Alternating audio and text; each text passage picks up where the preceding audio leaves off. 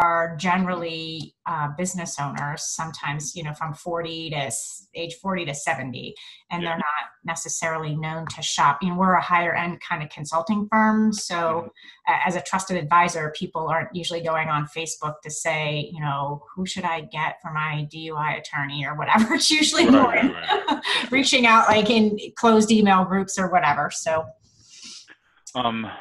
what kind of clients? What vertical?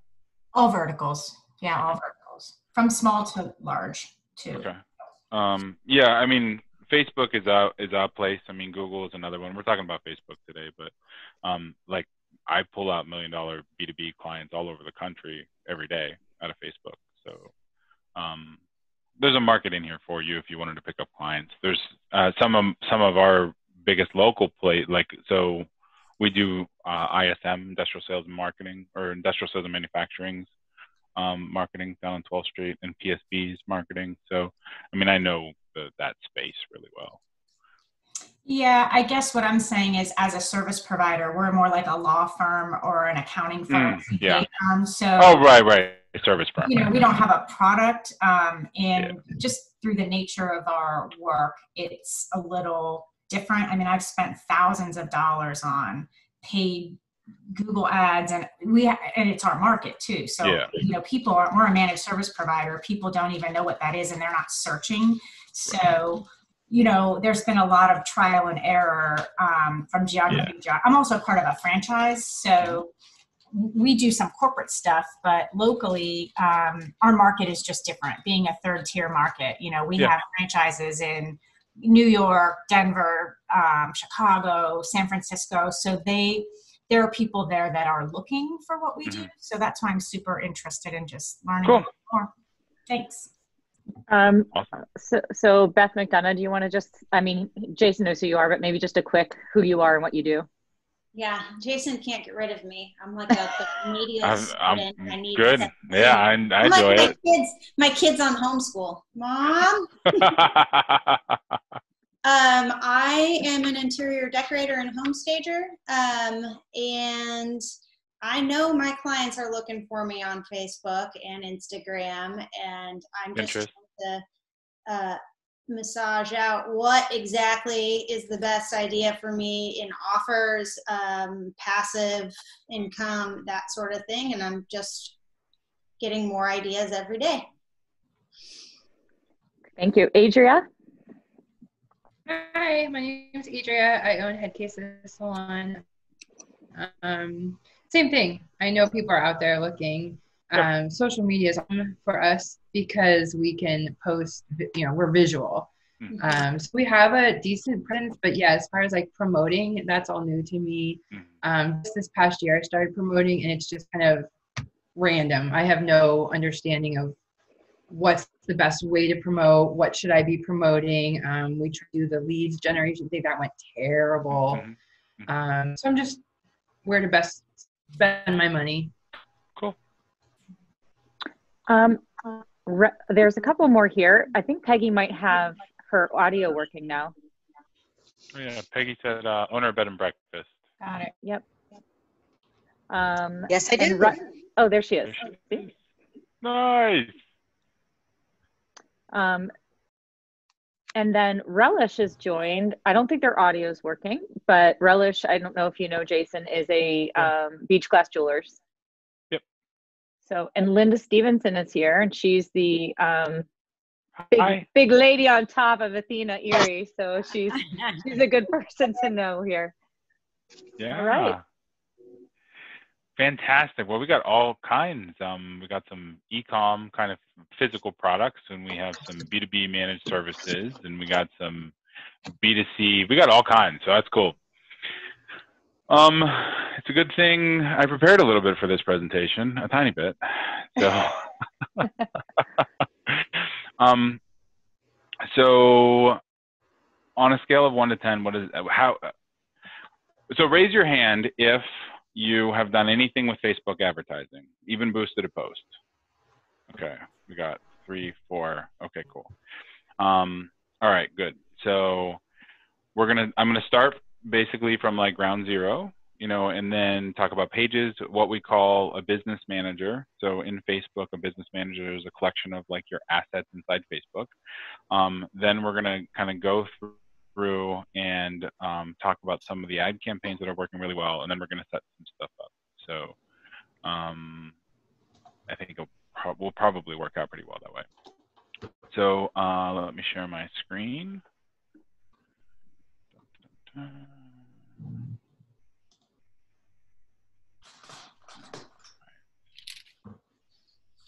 So you should be able to see my screen now, right? Yes.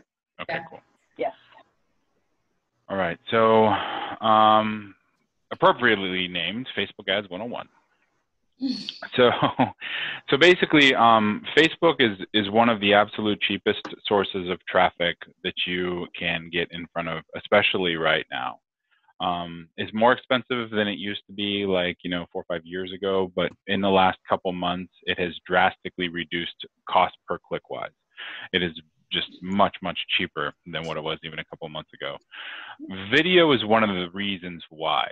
So if you can leverage like a video in your ads, so it might be like a walking around video, it might be just like a headshot video, you know, where you are just talking, you know, to the camera or whatever. But if you can use a video in any way, then what Facebook will do is it will track who watches how much of the video.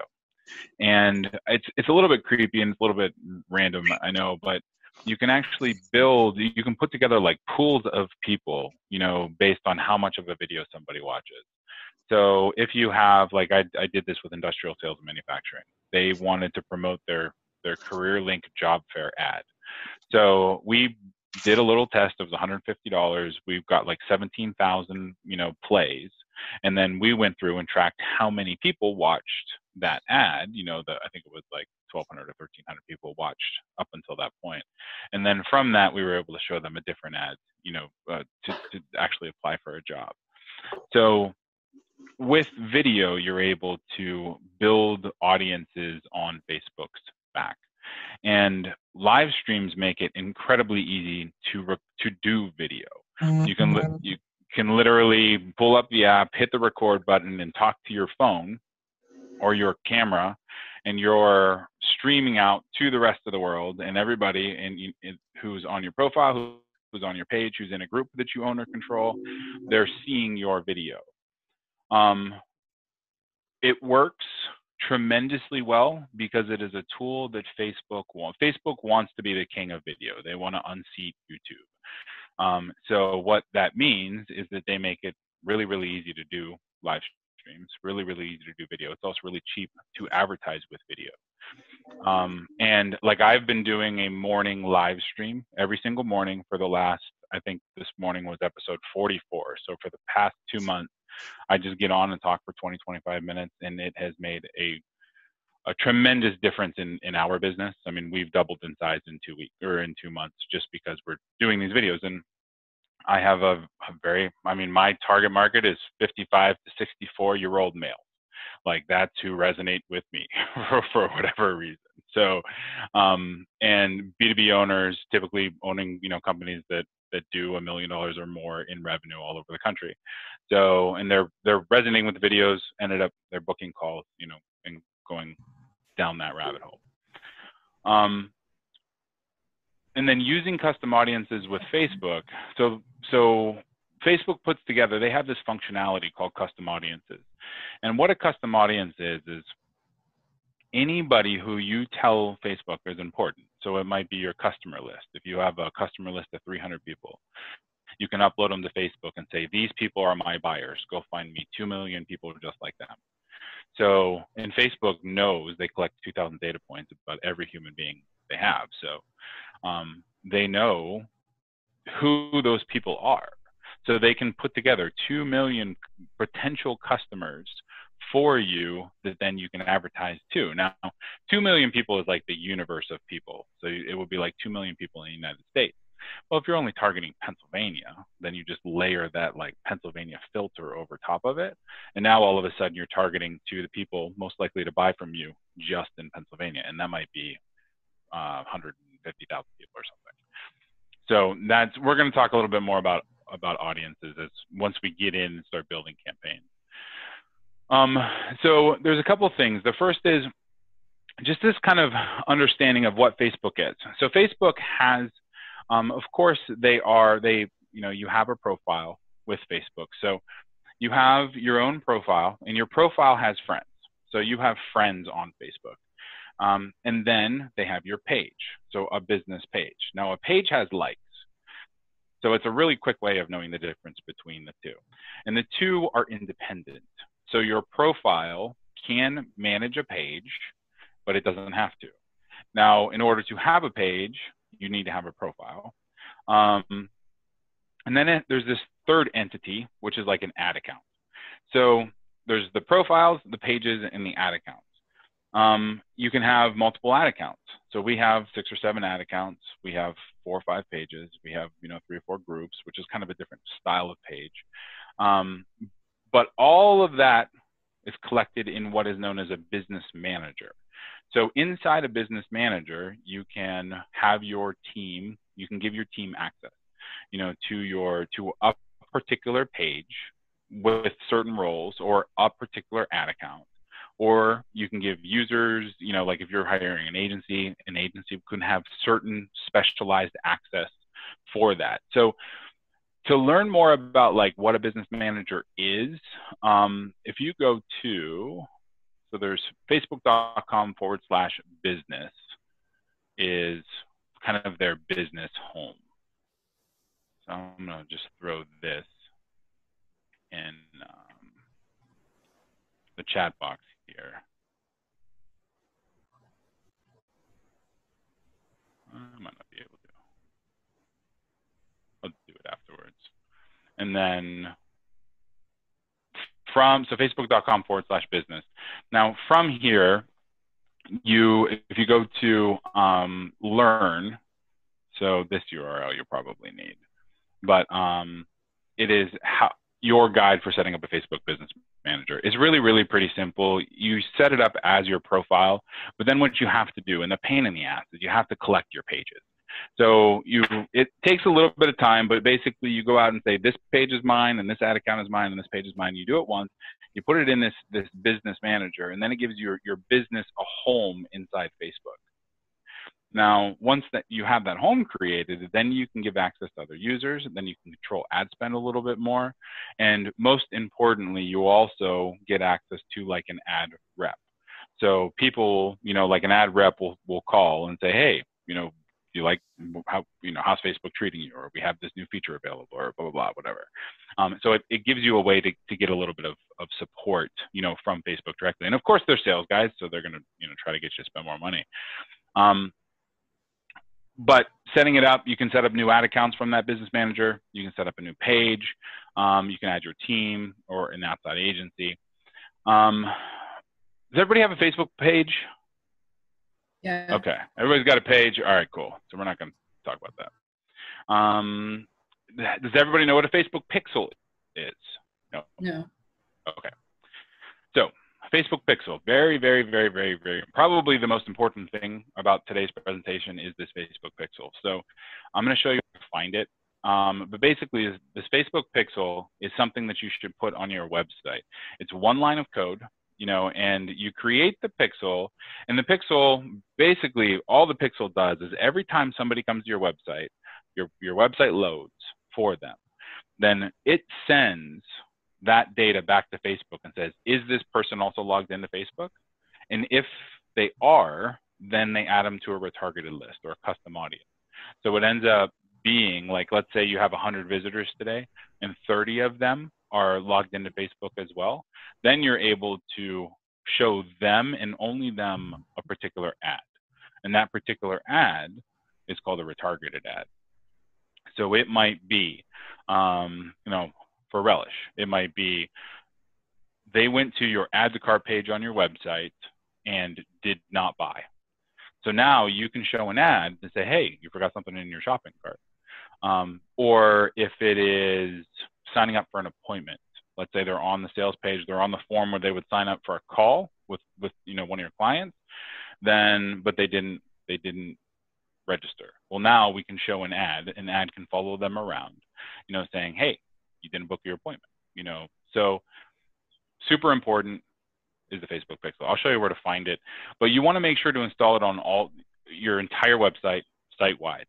You also want to install it on any third page software you're using, ClickFunnels, Lead Pages, if you're using like HubSpot pages or anything, if Wix, wherever it is, you should install this pixel.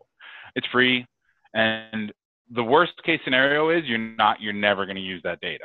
The best case scenario is you decide you want to run Facebook ads in 2 months, and now you have a treasure trove of visitor information that you can then target your future buyers with. So more data is always better than no data. Custom conversions.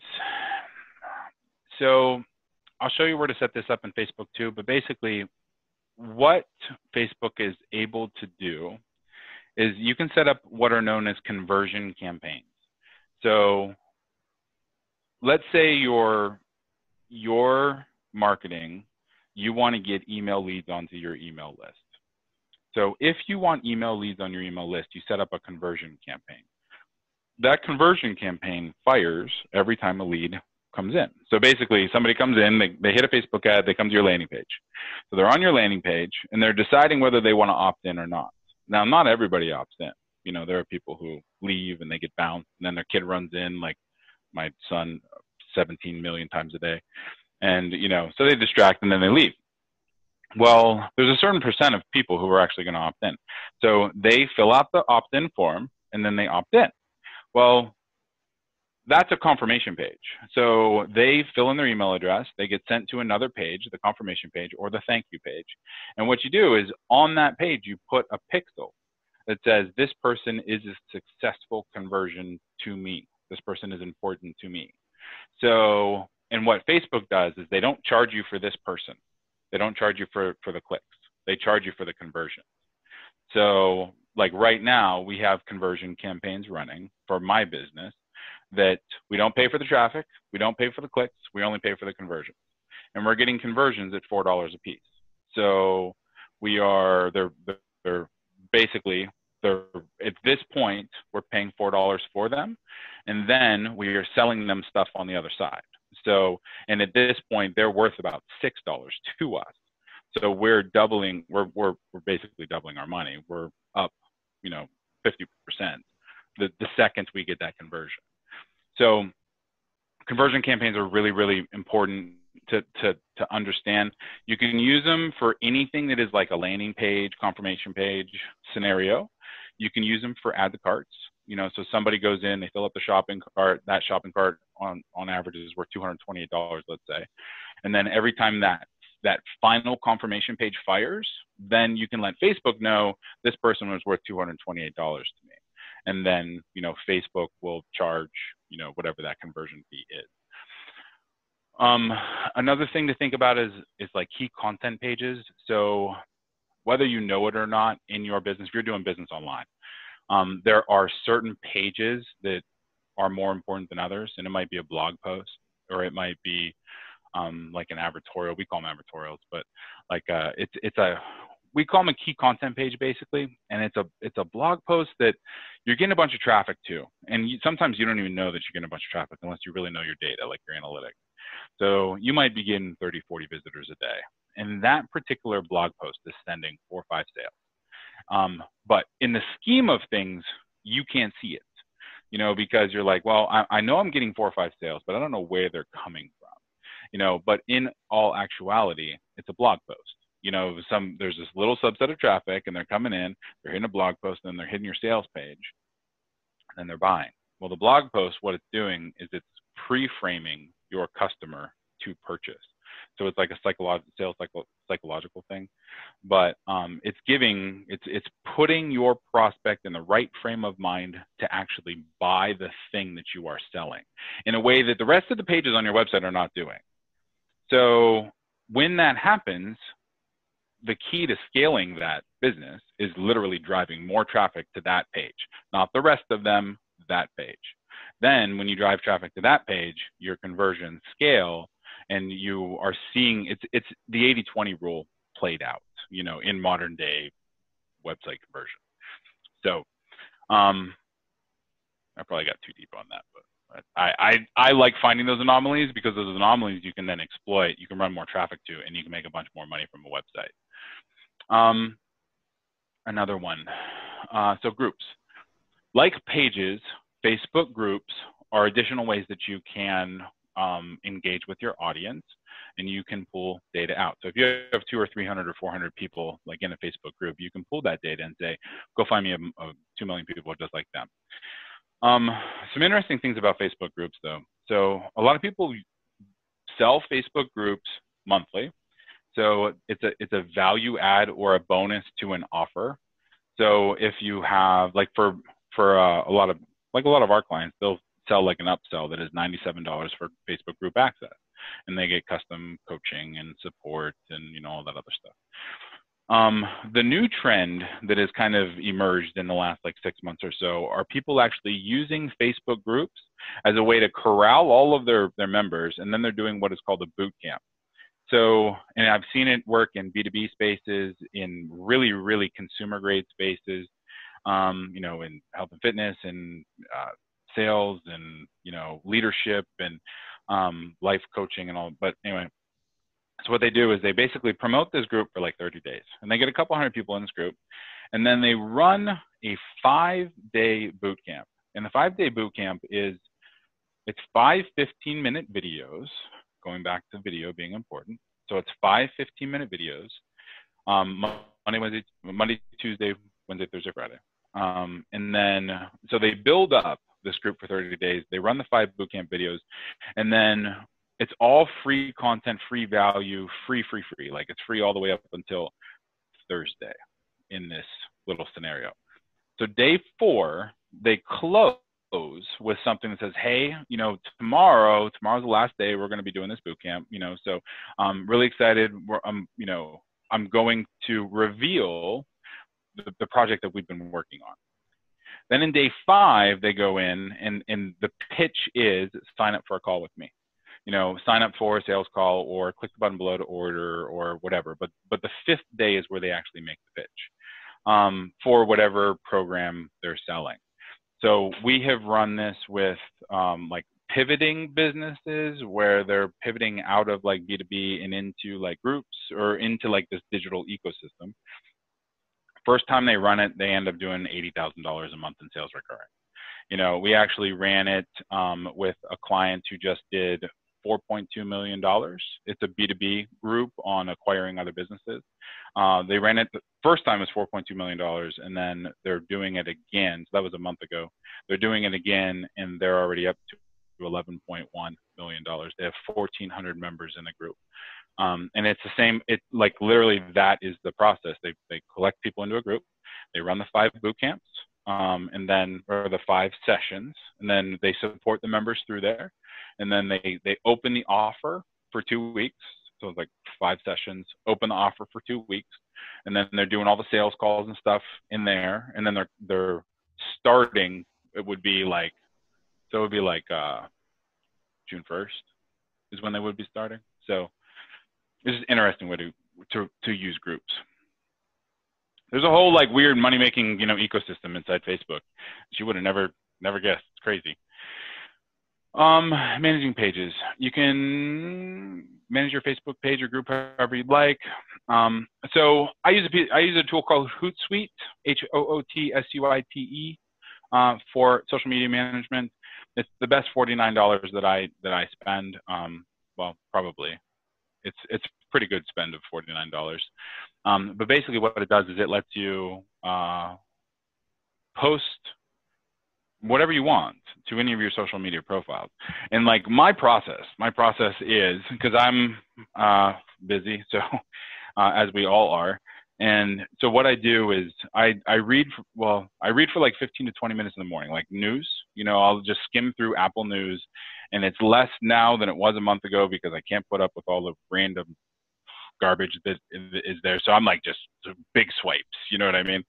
And so what I do is I'll read Apple News, and then whenever I find like a businessy kind of post that I think my audience is going to like, I will just, hit Hootsuite and then share it to all the groups that I think it's going to like, and then hit like auto submit, and it actually schedules it on autopilot. And then it just, so I spend 15 minutes curating the entire day's worth of posts, and it's all because I'm just reading it anyway. So it's a nice little social media management tool. But I mean, anymore, you don't get Facebook like mentions or shares or likes or anything for free.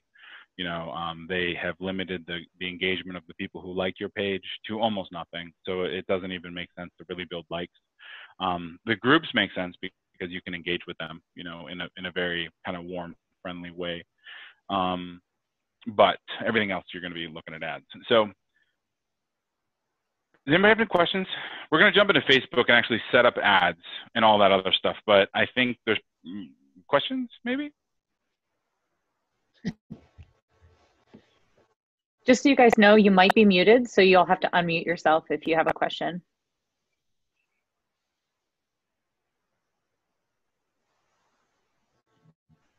No questions. I guess not. Wow. I know I didn't do that good of a job. I know I didn't do that. That's funny. All right. It seems overwhelming. What, Adria? I just say it's overwhelming. I guess I don't know what questions to ask because it's a lot. Yeah, I think maybe, Jason, would it be helpful to sort of talk about different ways to use the groups? I mean, just a little bit maybe for someone like Adria who has a hair salon. What do you suggest for someone like her? She's not going to sell a boot camp. No, she's not. So I have a social media influencer client who does, she's in the UK, who does aesthetics. Mm-hmm. So she has 230,000 Instagram followers for aesthetics. And she sells a tremendous number of videos that are just how to do different things, to other people in her space. To the tune of, she doesn't even know what she's doing. She's doing $80,000 a month in digital sales. So, I mean, in terms of like groups or in terms of building a following or anything, any of that kind of stuff would be super, super helpful. Like you can always do little 15-second videos, which will help build a following, or groups. You can put together groups of other salon owners, and then you can sell them stuff, so it's a B2B play, but it helps you transition and pivot out of what we're doing right now. I mean, in terms of, so like the B2C play where you're actually getting, people into your salon, then it's like a Google AdWords campaign, and maybe generating email lists from a discount code or something. Okay. So I already have a lot of those type of videos available on my social media. What would I do specifically? And I have them like on my Instagram, how you have like that separate area where you can put all your videos. Yeah. What do you do with them? Like once you already have them, then what are you doing with them? So if you're going to go after other salon owners, then I would definitely set up a group and invite other salon owners, people you meet in groups or associations or whatever. And then you become like their influencer, if you will, like you become their expert or like the coach of the coaches. End users, like your people who coming into the salon. I mean, if it's me, I'm running discount codes or, like I'm running paid traffic campaigns with discount codes, or something like that, like Google My Business kind of stuff. Some of them, they might see that stuff in Facebook and then book a call, but everything we do is very direct response. So they hit the ad, and then in Facebook, you can do what are called Facebook lead ads. So like they hit the ad and then it auto populates their name and number, and then you hit, accept, or then they hit submit, and then you get the information. Well, which is great, but then you also have to act on it too. So you can send it into like a CRM and start running emails from it. You can call them on the phone, which doesn't make sense, really, but so it's what you do with it after you get the lead. Getting the lead is pretty easy, I actually just, you want to see something cool? I just tested this out. I just saw it this morning. So getemails.com. oh, it's not Geek emails, it's Get emails. So getemails.com, I think they're based in Texas, but it's a little script you install on your website, and they actually identify, they match the people who are coming to your website with email addresses, and it's 100% legal. They opted into a different source, you know, to get emails. So just based on your website traffic, you're able to acquire the emails, and then you're able to market to them. So it has integrations with CRMs and stuff. It's pretty cool stuff. I ran it, so I put it on my site this morning at like 4:30, and I had already gotten 25 leads by like 6. So, and yeah. So Adria, I think. Go ahead. Go ahead. Go ahead, Adria. So we ran it all.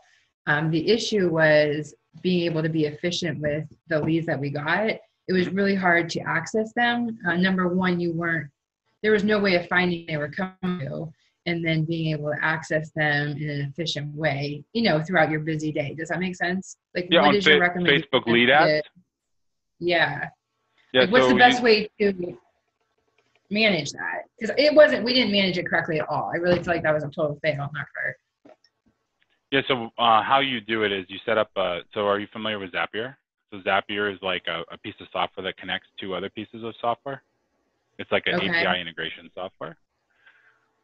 So what you do is you set it up so Facebook sends your leads to Zapier, and then Zapier puts them on a spreadsheet, or Zapier adds them directly into your CRM, and then the emails start firing from there. So it can be totally hands-off. It can be a hands-off process for you. And then this person is just being marketed to until they come into the salon. Is that a free service? Yeah, I don't remember if Facebook's integration is free. It might be $20 a month. I can't remember. But basic leads will go directly to that. Yeah, so, well, Zapier just connects the 2 things. So basically you set it up so Facebook sends, you can have Facebook connect up to like a Google spreadsheet. And then, so all your Facebook leads are being added to Google spreadsheet. You can have them send you an email with all of those leads. You can send them to a Facebook, or send them to a, you know, Salesforce or whatever. The easiest way is just to set it up like, you know, Facebook to MailChimp, and MailChimp runs the email sequence in the background. And then you end up getting. Yeah. Okay. But it is all triggered through Zapier. So Zapier is the glue that pulls the 2 things together. Okay, that was our issue. Yeah, for sure. Thank you. Yeah. And Adria, just and everyone actually, I think the one takeaway too, other than just that kind of thing, is you want to be able to know who's seeing your stuff. So the groups just in general will provide a smaller test group for yourself, or even give you the lowest hanging fruit versus you just doing it on your regular page. Yeah. Does that make sense? Yeah, it gives you so pages, it's really easy to get lost with stuff on pages, and that's why people like the groups, is because it's easier to have like right now people are just craving meaningful connection. I mean, literally it's why we are on a video call right now, you know, so because this was never, I mean, 3 months ago we would have been on a conference call or something, and video wouldn't be being shared in mass like it has been. So groups, people are just craving connection, you know, so groups help, they're a way to facilitate that connection. And people are just, you know, using them to sell services and sell stuff too.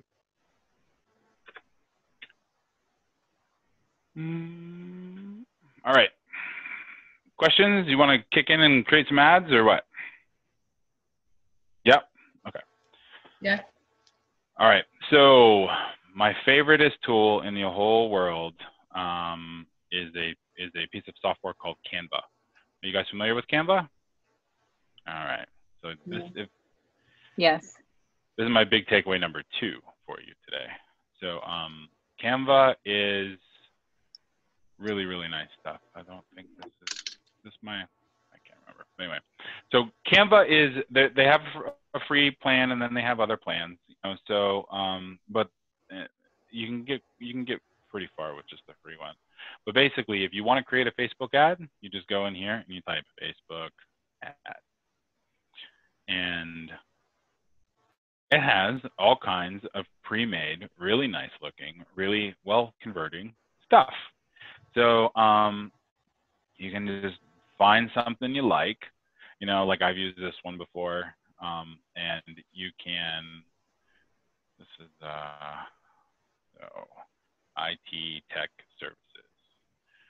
Call us for help. And then that's it. Then you can go through, drag your, so I got all kinds of uploads and stuff in here, but we're going to look for a photo. We're going to look for networking, just because some of the MSPs, it's like their bread and butter. Not quite networking, but we'll do this one.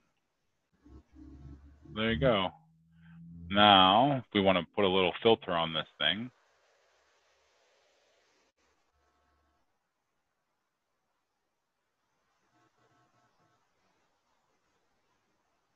this is like one of my favorites right here. And then we can make this guy big. So with Facebook ads, your text needs to be less than 20%. It's kind of an old rule. It still applies, but your text needs to be less than 20%. This font doesn't work really well. Maybe like that one. So IT tech services, I think, really stands out, you know. So what you can do is you can download this guy. So we're just going to download it to our desktop, and then we're going to go create an ad with it. So that's going to be our Facebook ad.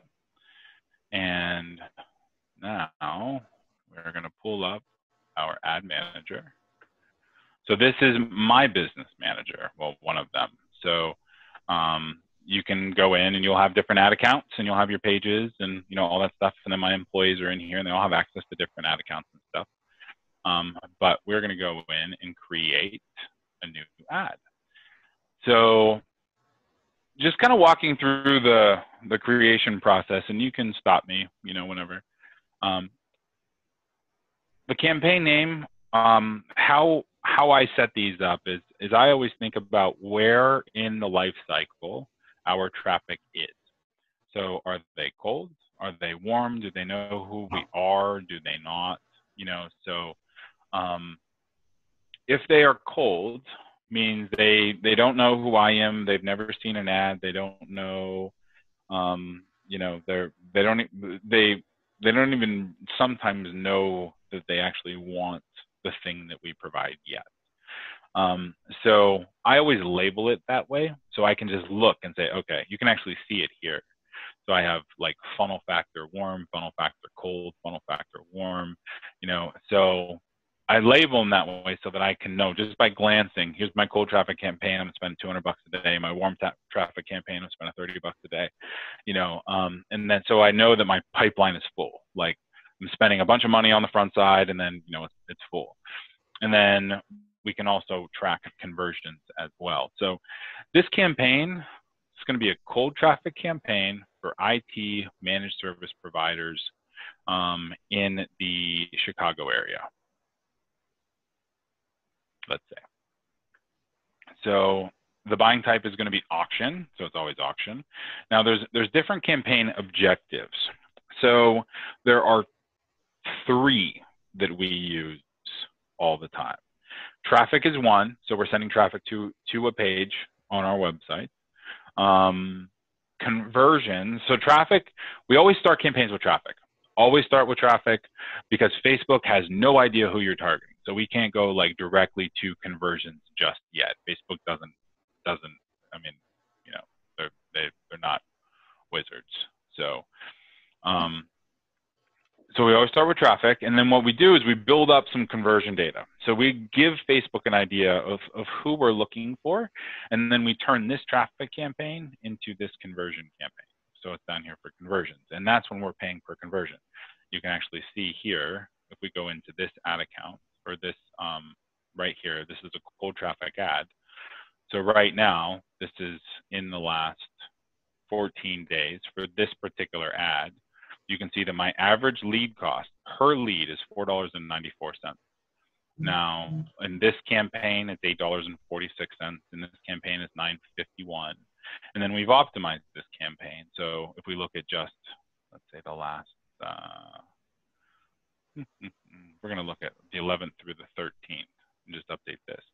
So our lead cost now, $342, $750, $647. So we cut a couple bucks out per lead in the last couple days. And then today, $1.24, $5.19, $2.75, $4.61, $4.83, $4.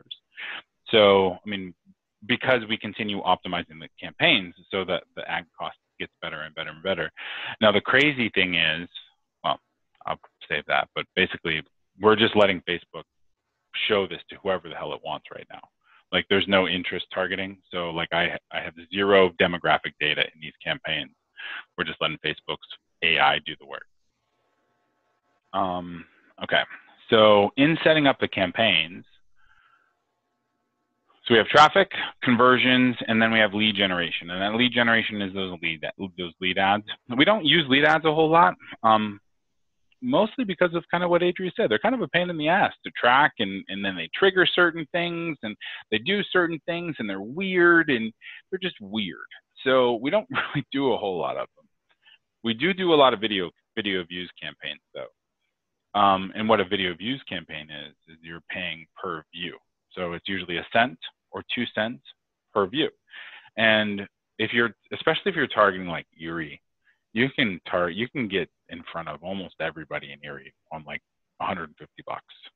You know, Alaska, I'm sure you're going to be able to get in front of almost everybody on like 200 bucks. Like, they're going to all know who you are. You know, like, I have one realtor that we're running traffic for in Erie. He's smoking it. Steve Zumagale. Does anybody know Steve? No? Yes. Mm-hmm. So he's just crushing it right now. And it's just little tiny campaign, spend 50 bucks a day. You know, his video is a little bit quirky. I didn't quite expect it to turn out like that when I wrote the script for him, but yeah, you'll when you see it, you'll laugh. So video views campaigns, we do quite a lot of. The rest of the stuff we don't do page likes. We don't do messages. We don't do brand awareness or reach, because what brand awareness or reach is going to do is it's going to show your ad as many times as it possibly can. It does not care if anybody clicks. It doesn't care if somebody visits the landing page or clicks through or converts or signs up or whatever. It's just going to spend money as quickly as possible, which blows my mind, because if this ad, like, how can just a little tiny checkbox here influence the ad so much? Like, this ad will give you no sales, no leads, same creative, same everything else. Whereas, like, this ad will give you sales and leads, and this ad will give you a lot of sales and leads, the conversion, once you have enough data in there. So we're doing a cold traffic. Quick question, sorry. Can we go back to the types when you were talking about switching to the conversions? How do you know when you have enough data to switch from a traffic campaign to a conversion campaign? That's a great question. The answer is 50 in a week. 50 in a week. Yep. Okay. So that's why we always start with like email leads first, and then from email leads we go to product purchases, and then product purchases we go. So like if you're somebody like Relish, Relish I think does e-commerce, right? Does Relish do e-commerce? Can you buy stuff from Relish? I don't think she has a mic, but maybe she can type it in. Are you muted? Yes, we do have e-commerce. Okay, so how many orders do you get online every week? Oh, now in the COVID, I'm up, but probably averaging the last month, maybe 10 to 15. Okay, so you could probably, after a couple of weeks of data, you could probably run a conversion campaign and then only pay per sale, because you're getting those conversions already. So, but typically we do like a very low kind of barrier of entry, like conversion campaign, like a lead magnet, you know, so like they download a report or something, or discount code or whatever, and then then we can kind of like leverage the conversions up. But I think Relish is doing enough sales that they could probably do it within a couple weeks. They could switch over to a conversion, or anybody who's doing, 20, 30, orders, within a week or a couple week period. But the magic number is 50. A lot of times I'll convert it, I'll kind of convert it at about 20, because as soon as you convert to a conversion campaign, you're going to save about 40%, off of the traffic cost. Because Facebook, which sounds weird, because Facebook rewards you for switching to a conversion campaigns in cheaper traffic. Of course, Facebook wants to sell more traffic, but here's the thing about conversion campaigns. Facebook can actually show that ad to fewer people, because Facebook knows who's going to convert in their magical ways. So they have more ad inventory to sell to somebody else when your ad isn't in front of that person. So that's why they reward you for showing your ad to fewer people and switching to a conversion campaign. It's kind of weird. Sorry, one more thing. When you switch from traffic to conversion, can it just be 50 email addresses in a week, or do you have to be selling a product? No, it can be 50 emails. It can be 50 page loads. Okay, so once you have 50 views or 50 anything, then you can switch to the type. Okay. Yep. Yeah. So remember I was talking about that key content page, does a blog post. If a blog post is important to the overall sales process, that can be a conversion. So when somebody hits that page, it fires a conversion, and then Facebook starts tracking it. Okay, cool. Now the ad sets. So how Facebook is kind of broken out, everything starts as a campaign. So it goes campaign first, and then ad sets, and then ad. So the campaign is kind of like the umbrella, and then the ad set is where all of your targeting happens. So your age groups and your male, female, and your demographics, and what they like and what they don't like, and all that stuff. And then your ad is the actual creative inside that ad set. So we're just gonna let them. Our campaign name is going to be Cold IT MSP Providers, Chicago. And then the ad set, I'm just going to say male 35 to 54, Chicago. And then the ad name is going to be image ad. And then I usually have a version ID, just because we test a lot of different versions. So version 1, version 2, version 1.1. All right. So now we are inside the campaign, and we're going to start setting up the ad. So this first screen, this campaign setup screen, we've kind of already done most of it. So this is an auction ad. We are setting up a traffic campaign. Then we're using what is called campaign budget optimization. So what that means is you assign one budget for the entire campaign, and then it spreads that budget out amongst all of the campaigns at its discretion. So if you have one ad set that's working better than the rest, it'll put money in that thing. You can offset that, so this campaign setup, it's pretty good. Then what we do is we go to the ad set, which is the next nested kind of down number, or menu, I should say. And we have our ad set name. So male 35 to 54, Chicago. Now, the ad set name can be whatever you want. I typically have these naming conventions, so I can, again, look at the ad real quick and say, oh, that's my males, 35 to 54. They're converting 4 times higher than everybody else. And I can just say, so I know who they are, without having to go into the ad. So we're driving traffic to a website. You can drive traffic to lots of places. You can go to an app, you can go to Messenger, but most everybody's going to be to a website. This dynamic creative is super, super important. It's kind of a new feature. And basically what this does is Facebook will let you upload a couple different headlines, a couple different ads, and then it's going to test those things for you. So it's the easiest way of setting up a really nice ad, you know, a really great ad that converts. So we're just going to hit this on, and then this says we're going to set it up at the ad level. So we're just going to click that on. Now, we're going to start today at 3:54, and then we're going to create. So I was talking about all the pixel audiences when we were doing the PowerPoint presentation. That's where this is going to be set up. So if you have an audience of, in this case, it's going to be IT, you know, MSP, managed service providers. So you would select it here.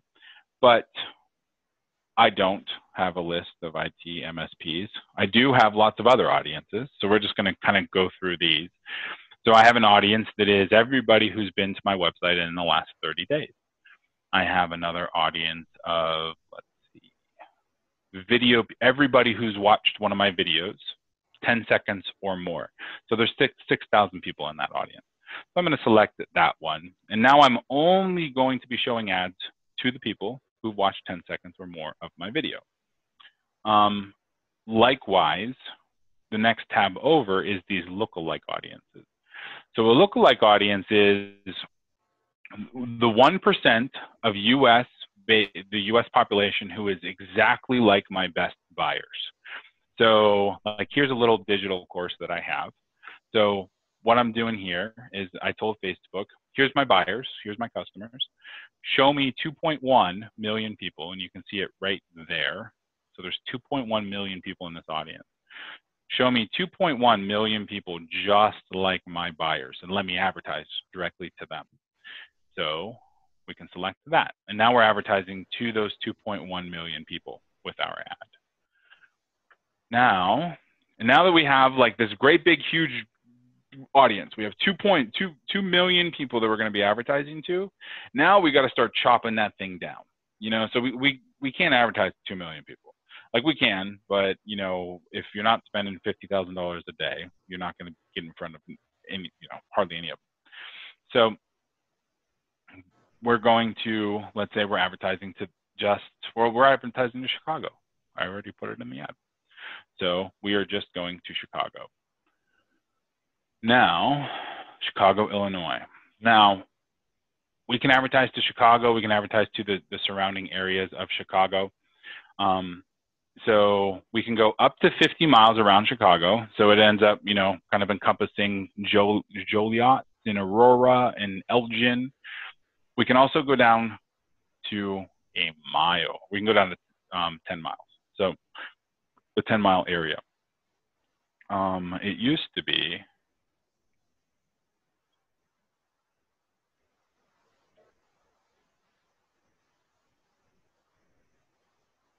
all right, so it still does it. If you type in address, you can actually, you can go down to 1 mile. So like, this is my house. I could actually target my neighborhood with an ad right now if I wanted. Now, I know it sounds weird, but think about the industry conventions that all meet in 1 or 2 places a year for a conference. You know, so can you target all of them? Absolutely. You know, you can target a conference center, you can target a hotel, you can target, you know, and there's plenty of ways that you can use that. So you can target them, they come to your website, now you have that audience data forever. You know, so you can do retargeting and stuff. We've done it for a number of, I did it for a photography. So I have a photography client who works with other photographers, and we did it for one of his events. So there was 15,000 people at a sync convention. It was I get confused because I'm not a photographer, but so we kind of blanketed that hotel with an ad, and then we filled up. He had like a lunch and learn, and we filled up his space with it. You know, so and it was just one ad. The ad showed up on Facebook. Every time somebody went to Facebook in that building, the ad showed up. So now this particular one, we're doing Chicago, and then we're targeting 35 to 54 male. So we're doing 35. So one of the reasons I picked 35, it's really hard to find buyers below the age of 35 on Facebook. Most people below the age of 35 don't buy online. So they do, but they don't buy like the stuff that we want to sell, they would rather figure it out on their own. They do buy physical products. And if they buy, they tend to buy on Instagram. So, which Facebook, you can actually target Instagram. We're going to cover that. But it's really important to segment out the younger people because they might not buy. Gender is going to be men. I have a question, sorry. I'm not sure if it's easier to ask it now or later. No, go ahead. Let me ask it now. You had this lovely drop down of all these audiences to select from. For those of us who have not done any of it, how do you start? What would be we wouldn't have a drop down menu, right? No, once we get done with this ad, we'll go over and set up a couple audiences. Okay, thank you. Yeah, yep. A lovely drop down. Yeah, really the audience data is what makes this so powerful. That's the important part. All right, so detailed targeting. We're targeting, so if we're looking, let's see, IT MSPs. So we're going to be really, really generic with this, and we're just going to say business owners. So there is a category of business owners that Facebook gives you access to. So small business owners' behaviors and small business owners' interests. So these are people who like small business, they like things related to small business owner. They are also Facebook page admins. So there's a couple different ways that Facebook identifies that you own a business.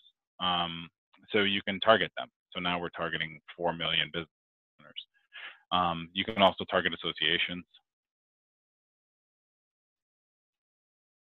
Business associations.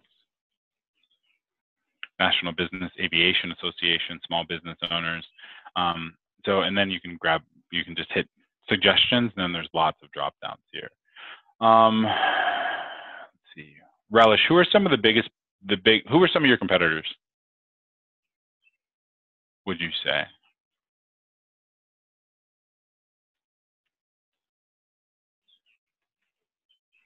Maybe they muted us. Jewelry.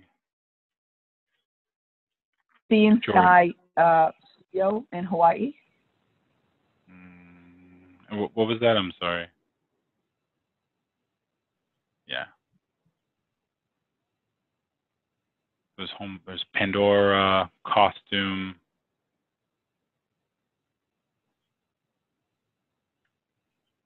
Beach class. There's nothing for beach class. Hey, Jason, can you hear us? I can hear you, yeah. Okay, so it was called Sea and Sky Studio. Sea and Sky Studio. See if they're in here. Yes.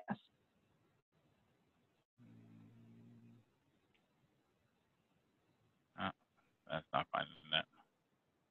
A lot of times, like Facebook pages that have big followings will be in here, but sometimes they don't. I don't know how you can opt out of it, but sometimes they don't. Yeah, so then let's see. Somebody in California. Just one of the vendor names. Here, so once you kind of put your targeting in, and we're just going to do business owners for now. So business owners there.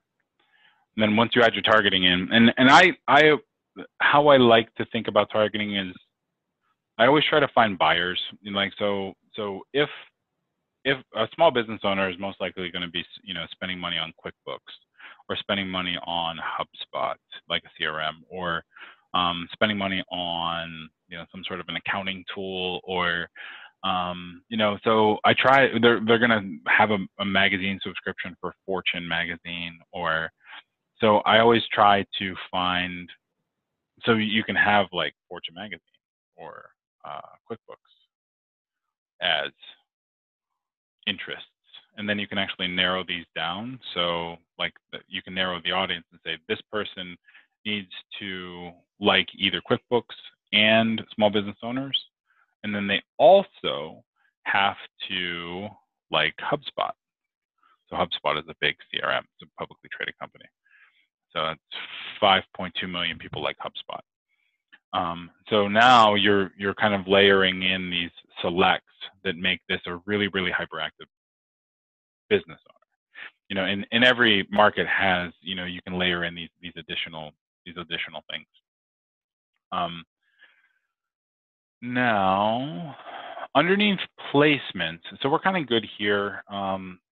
You don't need any of this stuff. You can save the audience and actually create your first like cold traffic audience if you want.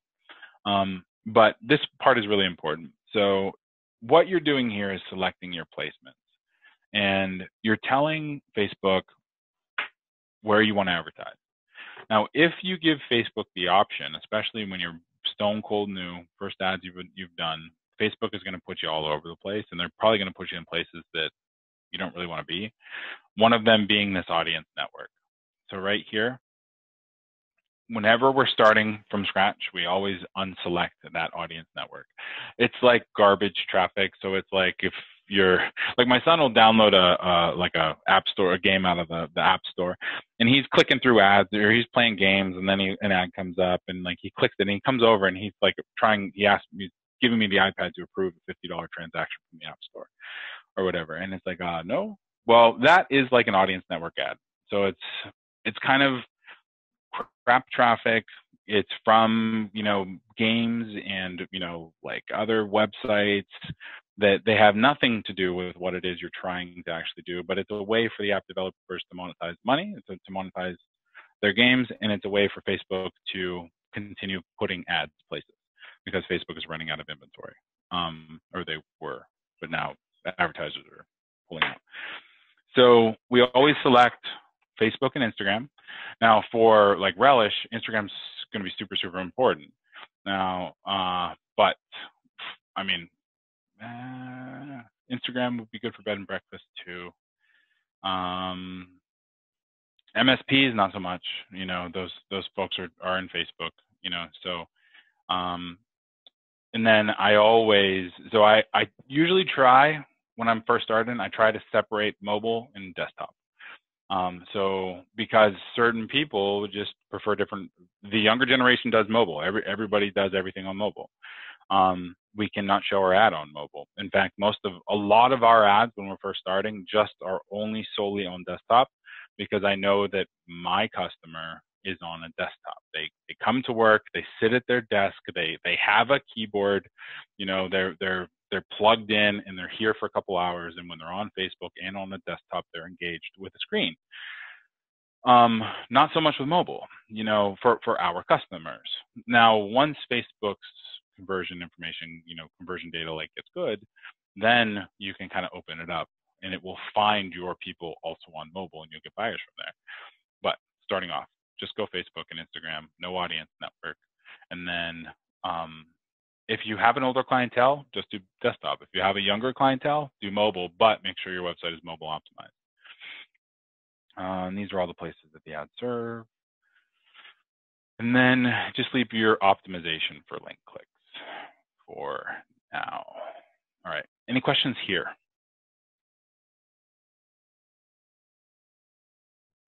Maybe yes. Elish? Okay. Can you hear me okay? Okay. Yeah, I can hear you good now. Regarding audience, Mm-hmm. We have a form on our website that says, would you like to be a part of our newsletter? And it pops up and they put their email address. We API it over to MailChimp. Okay. And I have uploaded that to Facebook before. So I've been through a lot of this playing around process. I certainly don't claim to be an expert by any stretch, mm-hmm. but I noticed massive differences in this from now to 2 years ago. Oh, so much. Yeah. I mean, I gave up 2 years ago and said, this is really awful. But what I see right now is really cool. And then I own a software business, and I used it for my software business. And I said, I want all chiropractors in the state of Pennsylvania to get my ad. 2 years ago, I didn't get a single chiropractor, but I got people that love chiropractic, like no buyers, but people that were just generally interested in it.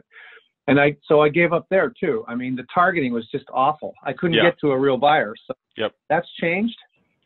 Yeah, we get to buyers all the time. I mean, the important part is the marketing message and then getting them to do something, you know, like signing up for a lead magnet. So basically, no matter, like if you're, for your software business, you know, it's getting them to raise their hand and say, yes, I want more information. Yes, I want this problem solved for me, whatever, you know. From a consumer goods standpoint, it is getting them in engaged in a website, looking at pictures, and then ultimately going to an ad cart, and then what you do, so your list for Relish, you upload it to Facebook and you create a lookalike audience, which I'll show you how to do after this. And then from your software side, you need a way for them to raise their hand and say they want more information, basically. So like I have 6 software businesses, so I know the software side really well. We do like lead magnet into free trial, typically 14-day free trial, and then we'll sell like $197 a month after that. You can do the one-off kind of big ticket close, but then it's like you have to close it on a sales call, which might make sense and it might not. It really just depends. But for all intents and purposes, your chiropractic targeting is going to be that narrow thing. So where you're going to target countrywide, and then I would still have like QuickBooks in here, because QuickBooks, if they like QuickBooks, if they like not Photoshop, FreshBooks has 300,000 people. If they like HubSpot, then they like some tools that they're paying for, and then they are also and must also match. So chiropractor. So you can do a job title of chiropractor, or the better way to do it is you target the chiropractor associations. So these people, and then you just let them, so chiropractor owner, doctor of chiropractic, New York Chiropractic College, Palmer.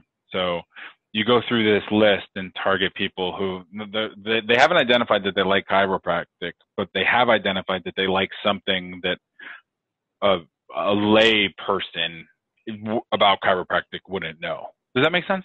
Well, this is way better than 2 years ago. Oh yeah, super better. Yeah, super better, huh? Super better. Yep, a lot better. Thank you. Yeah. My son, he's 5. That's funny. Yeah, no problem. Cool. Any other questions with the targeting piece? No? Okay. All right, now the ad. So the ad setup is really very easy. So the audience setup is kind of the biggest pain. But the ad is, you give it the Facebook page you want to target. So in this case, I'm targeting Done For You. You can select a Facebook or an Instagram account, and then you just tell it what you have, like what kind of creative assets you have. So I have a single image video or in a carousel. This is, the ad that we just set up. So we have a single image or video, and then we're going to select the images, and then I'm going to upload that thing. So we're just going to upload it into the ad account. And oddly enough, I don't know if I can make this bigger. This ad right here is absolutely crushing it for us right now. So I'm going to add them both. So this ad.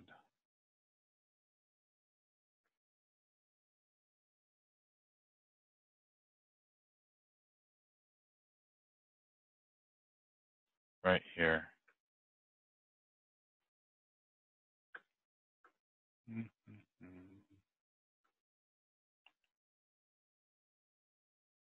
Oh, it's not going to let us do it right now. But this ad is basically my son just working on 2 different computers side by side. It's doubling the conversions of everything else we got right now. It's weird. All right, so we selected an ad. Now, this is that dynamic creative piece. So basically what's going to happen is it's going to switch out some different ad creatives and different images, and then it's going to switch out different headlines and different ad text. So we're just going to go through and set it up. So our primary text is like the text that shows up above the ad image. So I always start with a question. So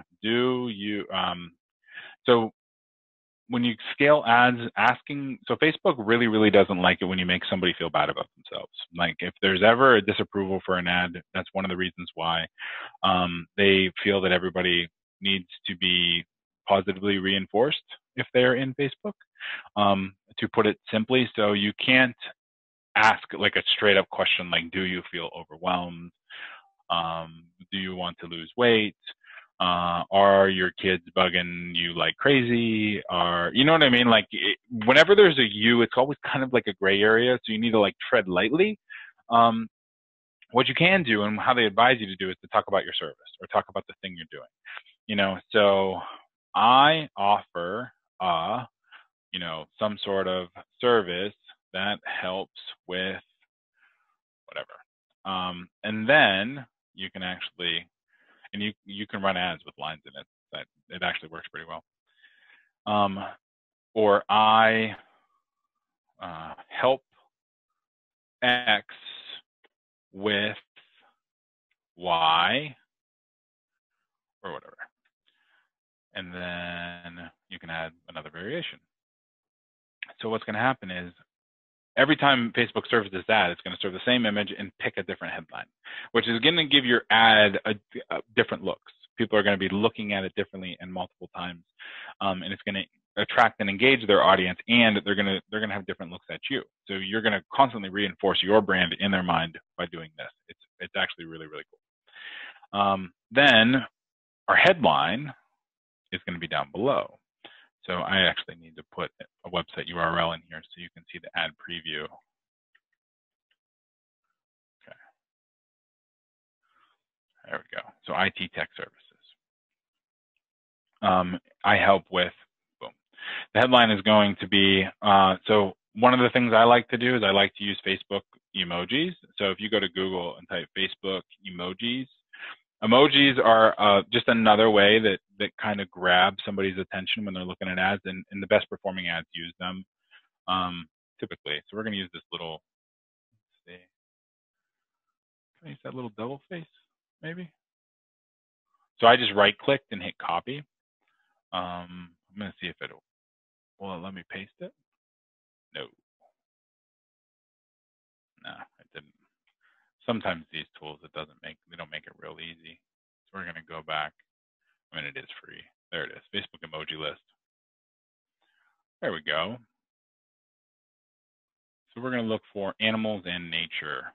I'm going to do a dog face. Aw.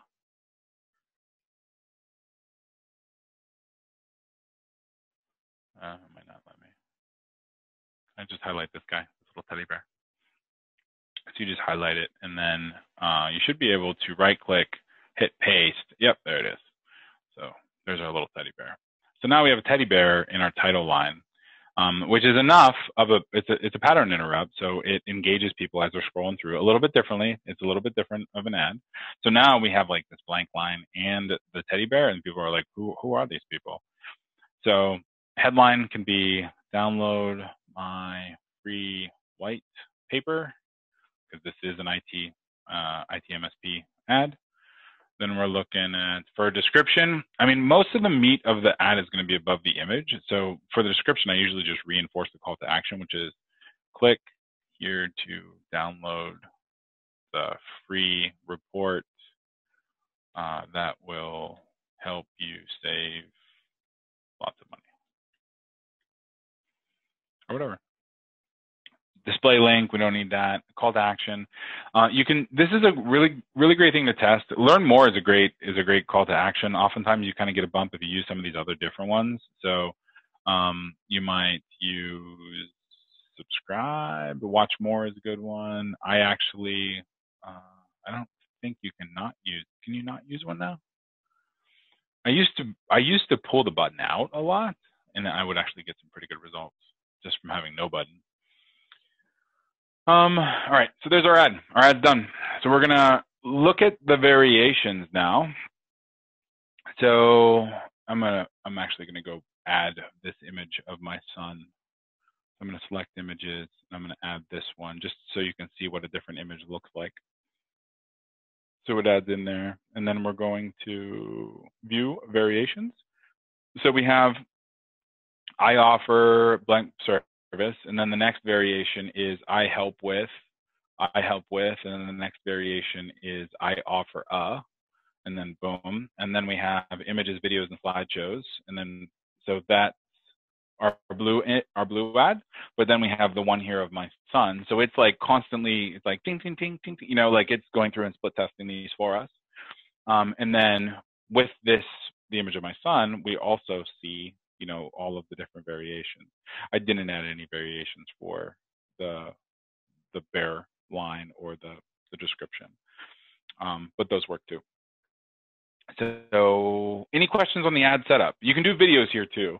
You can add videos and rotate between videos. Any questions here?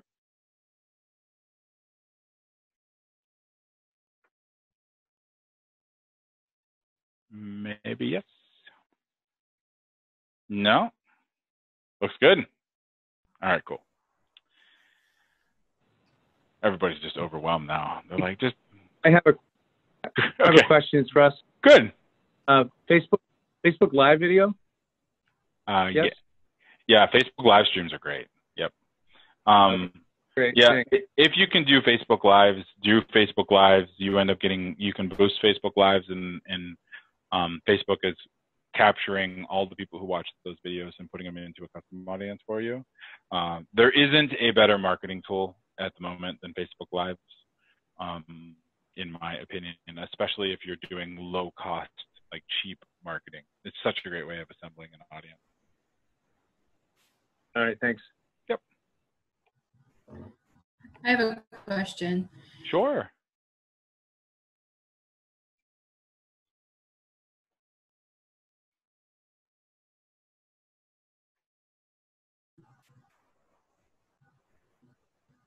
Any question?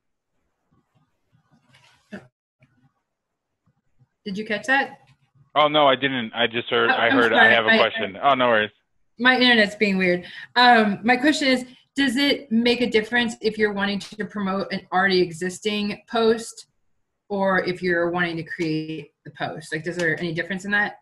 No. So, well, yeah. So if you promote an already existing post, then you have like the history of that post.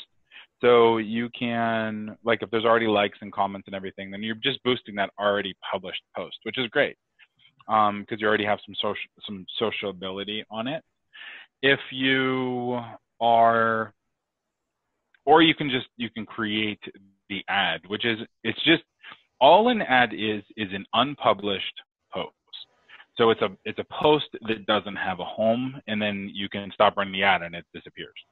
So like a lot of times, like if you want the thing to live on your web, to live on your page, then do the post, you know, throw the post up and, you know, but if you think that it maybe shouldn't live on your page, or it's like just a little promotion or whatever, then do it as an ad and then just run it. There's a lot of times we split test everything, and how the post works is once you publish the Facebook post and then you start running traffic to it, then you can no longer edit that post anymore because it has to go through approval again. Mm-hmm. So most of where we spend our time is in here sending up these things. I don't know if it's right, but I've also, when I boosted a post, I don't remember getting all those. I got the targeting options, but I didn't get like the option of the learn more, shop now. That I don't feel like I ever saw that. No, you didn't. It's all, when you boost from a page, like it's a very generic version of ads. It's still ads. Like I'll have a client, they'll email me and say, or they'll, you know, send me a message and they'll say, I boosted my post, and I'm like, okay. And then I know that I have to go fix it because it'll be an active ad and they'll be spending $20 a day or whatever on it. It'll be an active ad in their ad manager, but I have to go in and you know, make sure the targeting is good and the segments are good. And like, I do all that back here because they don't have it on the front side of the house. Hey guys, I'm going to let you keep going. I have to start a class at 5:30. So I'm going to leave this Zoom going so you guys can continue until you're done, whenever you are. Cool. Okay, sound good? Yeah. All right, thanks. Are you recording this? Yes. All right, cool. Is that okay? This is good. Yeah, it's perfect. No, I'm like, wow, this is actually going pretty well. It's awesome. See ya. Have fun. Okay, so live streams. So this is just a live stream that we did, and like I don't spend a whole lot of money promoting these things. Like I think if we look at the last, so if we do lifetime of these guys, I spent $200. I mean, nothing. So what they did though, so if we can go through and look at, if we pull down the columns and we sort these by video engagement, then we can see what that actually got us. So these live streams are 25 to 30 minutes of me talking like this, like literally it's probably I mean, unless you're in, and maybe if you're into this kind of thing, then, you know, it's probably kind of enlightening, but otherwise, like I can't say it's incredibly, you know, exciting, you know, so, but like this one, it was a live stream on how to create automated webinars. I spent $125 on it. Those $125 got me 28,000 impressions. So that thing actually like loaded for 28,000 people. Of those 28,000 people, 3,000 actually watched 2 seconds of it, or 2 seconds of it continuously. There was, let's see, 12,000 people who watched 3 seconds, 7,000 people who watched 10 seconds. So 7,000 people listened to me for 10 seconds on $125. Like, to me, that is mind blowing. You know, $125, like you can't, I mean, with TiVo now, it's like you run a TV commercial and everybody's just zooming past it if it even shows at all. You know, not TiVo, DVRs, I guess. For $125, we reach 15,000 people, 15,000 business owners, our ideal customers. And also for that $125, 112 of them watched my entire 27-minute long presentation about how to set up automated webinars. 112 people, meaning 112 people were scrolling their Facebook feed, saw my video, and then sat back and watched me for 27 minutes in the middle of their day, like for $125. Like, what? You know, it's crazy to me. I don't do anything for 25 minutes in a row except talk to my computer or play, you know, Nerf guns with my son. Like, that's about it, you know. Did you boost it before you did the video or after? After. Okay, so how does the money part become part of your live stream? So after the video was done, and then I went in here and I added it. So basically I go in here and so I just duplicate. So remember it goes campaigns, ad sets, ads. So I'm in the ad section now. So all I do is I'm replacing that ad. So like I could actually do it for the live stream that I did this morning. So I'm just going to duplicate this ad and then I'm going to swap out. So this, what did I talk about this morning? Oh, geez, it's been a long day. Service professionals, how to create and sell services online. That's what I talked about. Then my post, I'm going to use the existing post from this morning, and then I'm going to change the post, and that's going to be this GSD Daily 44 was my live stream, and then I'm just going to hit continue, and it'll swap out. And this is so I did this one, yeah, May 14th. I did this one earlier today. And then that's it. So I just hit publish, and now that thing is going.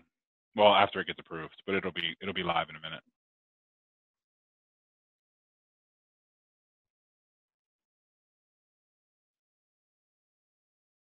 Yep. So, any questions? We good so far? Okay.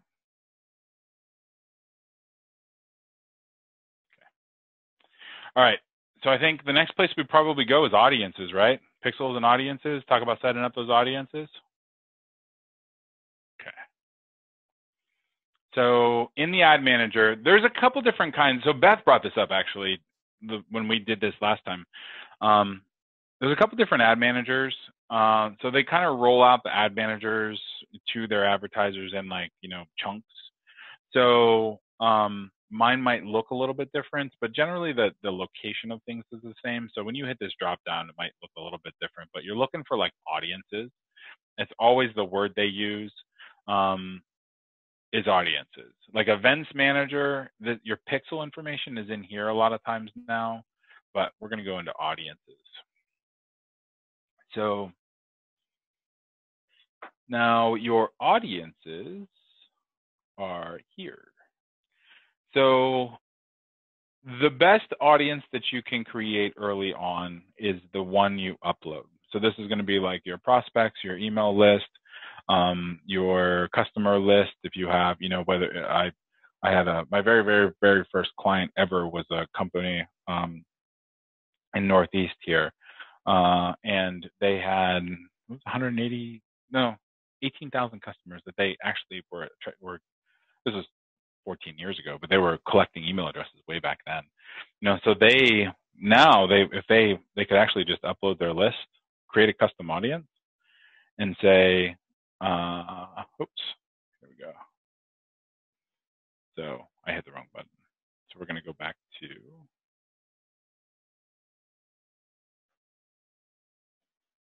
Ad Manager. Then we're going to go to Audiences. Then from Audiences, we're going to go to Create Audience. And then we're going to create a custom audience. So the custom audience can be there's lots of different sources. The one you're probably going to use most often and earliest is this customer list. So if you have a list, you know, like a customer data, then basically you select, you know, it will match up your customer's email, their phone number, the other stuff you probably don't have, first name, last name. If you have it, then that's cool. You can include some more identifiers. You don't need all that stuff. You just really need the email, you know. So basically you hit next, and then does your list include a column for customer value? Because they do customer value tracking. So if you have data like this person is worth $1,200 to you or whatever, you can upload that, but we don't. So then hit next. Then you have to you have to agree to these terms. Like it's basically like you're not spamming people. Hit I accept, and then you just drag your list in here. So I don't know that I have.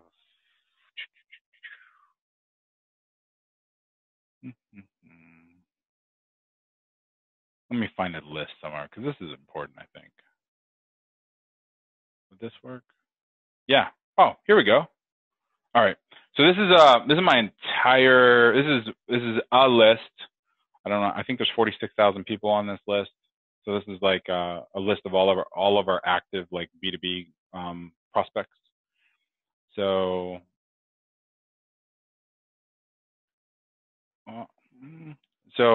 I pulled the list in here, and then this is going to be active B2B prospects. So these aren't buyers, they're just prospects, but they're emails that we already have. So we're going to hit next. And then what this is telling us is here's our email list. So these are emails, and we're mapping this information. So we have email addresses, then we have country, then we have phone number. I don't have many phone numbers because what we do isn't necessarily a phone number. I do have some. So there's a phone number right there. And then PayPal address, which is, we're just going to say, do not upload on this guy because it doesn't make sense. Office phone, we're not going to upload that one. SMS, we're not going to upload that one. Country, we can upload, but it doesn't really matter. So then we're going to upload and create. So what it's doing right now is that it's going through list by list by, you know, line by line by line and matching up our email addresses with everybody that it has on file. So there's the first 10,000 people. There's the next 20,000 people. So this is 23,000 people that I uploaded into Facebook. So now I can go and target them using an ad. So I now have 23,000 people. I've already done this, but this is, you know, some of what makes up our other audiences. But so these 23,000 email addresses, I can show them specific ads. You know, I can also use them as a lookalike audience to find my next 2 million buyers. So then these would be active B2B prospects. And then we select the audience location. So we're creating a lookalike audience now. So United States, the audience size. So how it works is the bigger audience size you want, the less targeted it is. 2.4 million people, just like my ideal customers, that's a whole lot of people that I won't ever spend enough money to get in front of all of them. But if you want to be really, really ambitious, you can go to like 10% of people, and that's 23 million people who are just like your ideal buyers. That's your estimated reach. So that's 10% of all of the people in the US who Facebook thinks are like yours. It's crazy talk. I'm okay with my little list of, 2.4 million people. So, now similarly, if you want to target a different country, like I have clients in the UK, I have clients in Canada, I have clients in New Zealand and Australia. So if I want to reach out to them, like right now, for whatever reason, I'm really popular in the United Kingdom. So I can just find an audience in the United Kingdom, and I'm dropped down to 453,000 people. Also like my ideal buyers, but United Kingdom is smaller. So that's how you create the lookalike audience. And all you do is hit create audience, and then it populates it in the background. So you have something that looks like this. It's a lookalike audience of the United Kingdom. It's 1%, and it's active B2B prospects. And then it's ready now, meaning that you can use it, but it is still populating. So it's not done yet. Another thing to kind of think about is the list that you upload to Facebook. It's going to match about 60% of those leads. It's not going to match 100. So not everybody on your list is going to Facebook is going to know, their email address. It's a little bit more targeted if you upload 2 identifiers, which is like email and phone. Then it's one or the other, because a lot of people use their cell phones as their for their Facebook profile. So if you have phone data, you can upload that. Then if we go back to the ads, we'll actually pull this audience and we can select them. So where's the ad that we set up? So we're going to go back to the ad manager, and we're going to look for the ad that we set up. I'm just going to pull that audience so you can see where it ends up going. So in the ad set, we're going to log in to edit the ad set. And then we're going to go to the audience, and then the audience there's that lookalike audience. Lookalike at GB 1% active B2B prospects. And if we wanted to just do a retargeted campaign where we weren't targeting like cold traffic people, then I would just add that B2B list, that 22,000 person list. So I'm just retargeting people who already know about me. And then going from there. Does that help? I have one question for you, Sure. Russ again. Yeah, hi. I already uploaded that list long ago. Yeah. If I upload it again, does it resolve duplicates? Yeah, so it'll resolve it. What I would probably do is I would delete out that previous audience and then upload it again. So because the audience, your custom audience itself, it once it's uploaded, it doesn't evolve. So it uploads, it matches the emails, it stores them in a space, and then it doesn't evolve past that. So if you upload them now, then you're going to get a bunch more matches, because it's been 2 years since. And you've also got a bunch more email addresses on your email list. So what you can do is you just go in, delete that old audience right there.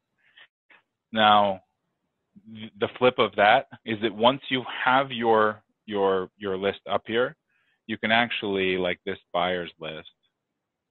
So if I look at the buyer's list, I can actually edit that list, and I can upload. I can remove my old customers. What they want you to do is they want you to remove the people who said they don't want to hear from you anymore, like your email unsubscribes actually shouldn't be in this list anymore. Right. And you can also add your customers. So you're adding your customers into your retargeted sequence. which is fine. But if you pixel your website, then Facebook already knows who your customers are, so it doesn't necessarily. Yeah, I did that already. Yep. Yeah. And so I have to bail. I want to draw your attention to the fact that I sent you a private message saying, oh, okay. This is all one. This is really terrific, by the way. Well, thank you. But your expertise far exceeds anything that I'm probably going to be able to get to anytime soon. So would you contact me? Because I'd rather have you do it. Yeah, absolutely. I definitely will. Okay. So Relish is bailing out of here. Thank you so much. Really wonderful presentation. Well, thank you. Appreciate it. All right. We'll be in touch. All right. Sounds good. Take care. Yep. See ya. Okay, I have another question on the audience part. So what if you don't have an email list, you're brand new business, and you want to get subscribers? Yeah. Do you just pick out, who you think your buyer is and target it through those ways you showed us, through interests, etc.? Yeah. So I think you need to have an email list. You need to have a lead magnet that somebody can download for free, yeah. And advertise that way. But I really am digging this, that get emails that I kind of showed you earlier. Like you can actually, one of the places you can export those emails is your Facebook audiences. So you can actually assemble your audiences from the people who are already coming to your website, which is incredibly powerful. And they don't even opt in. Like, it's just like they literally land on your website, and then this service matches them up, their IP address up with their email address, and then it adds them to Facebook for you. So you're putting, which is pretty cool. Yeah. Can you say hi? Do you want to say hi? No, you don't want? Come on. Hey, John, this is Linda. I have been listening. Okay. And I probably will be following up with you too. Yeah, perfect. I've got a couple ideas that I'd like to maybe talk with Jen about, and you, but good stuff. I'm not a techie at all, but I was listening in to learn how I could utilize what you're sharing. So thank you. Good job. Yeah, absolutely. Well, thank you. I appreciate it. Okay. Bye now. Have a good day. See ya. Bye, ladies. Bye. The one thing Russ, the one thing I wanted to get at before Russ bailed was, so the lookalike audiences, they're constantly evolving. They live on in perpetuity. So like where your custom audience is fixed, you upload your 500 or 1,000 people, and then that audience just kind of stays there in a ball. The lookalike audience is constantly evolving and updating. So if you see here, there's this little update number. So it's last edited and it was created, but it's updating to always match the newest people, that are kind of entering and leaving your space. So that's just a kind of an important thing. But what else? What else can I show you guys? Going way back, I have a question about the pixel that you recommended putting on your website. Yeah. Is that something that you put on so you're saying you put it on your website and it will gather the information of the people that visit your website, and you can use that as audience? Yep. So how you set that up is, that's kind of like the second level of audience. So basically we have like a create audience, custom audience, and then, oh man, I did it again, custom audience, and then website. So when you click this, what it's doing is it's saying, all right, my DFY pixel, which is the pixel that's on my website, what we're doing is we're putting together an audience of all of our website visitors for the last 30 days. So that means they're going to be, if they've been to the website in the last 30 days, they're going to be pretty warm. So warm website visitors, 30 days or something. And then we create the audience, and then that audience is now saved into the platform that we can go. How are you getting this pixel on your website? Does your web designers know how to do that, or? Yeah. Well, so oftentimes if you go, so also in this little drop down box, they usually sneak it under like events manager. So they've moved it around a couple times.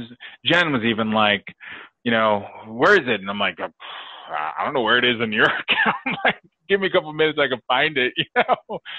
But like ours is right here. So underneath events manager. And now we have this DFY pixel. And if you don't have it, this screen right here would actually be set up your pixel. So we're going to go into the DFY pixel, just click on that thing. And there is so much really incredible information here. So where you find it is you hit that little setup box right there, and then you install it, and it will give you a couple questions, or a couple things. So you can add it through like another piece of software, which probably isn't, you know, if you're using like Google Analytics, you can add it that way. The best and easiest way is probably just to manually add it to your website. So what are you using for your website? What do you mean, what am I using? Yeah, like what CMS, like content management system, like how is your website built? Is it like Wix or is it like WordPress or? All that went over my head. I have a couple web designers that take care of it for me. Oh, okay. Then all you have to do is just hit email instructions and then put their email address in right here. And they would do that. That okay. Yeah. Super simple. Just add in the script. Yeah. Super simple. Okay. And is that something that works for Instagram as well? Yeah. So the Pixel actually, Facebook owns Instagram, so the Pixel actually picks up all of your visitors on Facebook and Instagram. So same place. Okay. Good. Okay. And then from here, so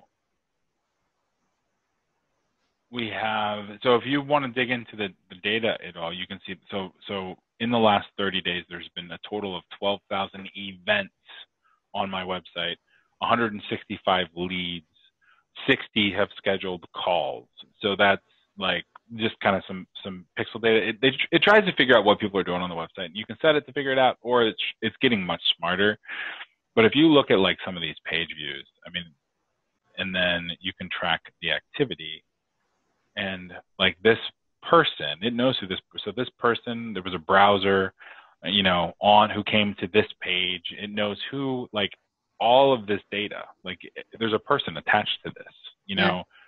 It's just incredible how much data they have on everybody. It's just ridiculous. And they're giving it to us, you know, obviously, so we can market better. So, does that help with the pixels? Yeah, I get the gist. Yep. Okay. Give it to somebody else to handle. Yeah, that'll work. give it to somebody else. Thank you so much for all your help. I'm going to go do that, get emails and see what happens. So yeah, it was surprising. It was really surprising how well it worked. Like it just started firing up emails. Like I don't even think I added it to the website. And then before you knew it, like it was all of a sudden, like it was like ding, ding, ding, ding. And I was like, holy shit, like these people haven't opted in. Like, I don't know who these people are. And then it's just like, boom, boom. And then you pick your plan based on the traffic you're getting. And then it says it matches up like 30% of the people who are coming. And I'm like, well, 30% is a whole lot better than 0%, which is what I'm getting, you know, just random traffic. So yeah, I was pretty impressed by that. All right. Well, I'll see what it does. See what it does. Yep. So, thank you. Yeah, no problem. If you guys have any questions, just let me know. All right. Will do. Thank you. Right. Bye. Appreciate all your time. No problem. Bye.